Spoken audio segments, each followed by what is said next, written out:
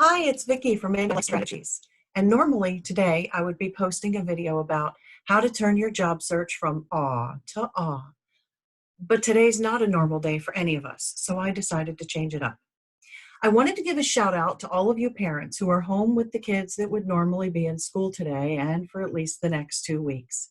Now, don't get me wrong. I know that you know how to take care of your own children. Of course you do. You do it all the time. Every weekend, vacation, and probably most of the summer.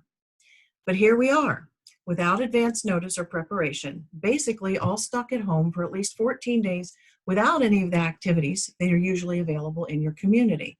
And many of you are even expected to supervise school assignments, which are much more involved than your usual homework support. The good news is I have some really creative mom friends who are posting great tips and tricks that they're using with their children. Stephanie and Lindsay, I've been reading your stuff. And my teacher friends who are also posting wonderful resources to help out. Thank you, Tammy and Tara. To try to bring all this together for you, I'm offering a free video call on Wednesday at 1 o'clock for anyone who wants to share. Parents, please join us if you have tips and tricks to share, or if you have questions that the group can answer, or if you just want to call in and listen to it all with us. Teachers, of course, you're welcome to join us and offer your guidance as well. As a preview, I can offer just a little bit of my own tips. Consistency is key.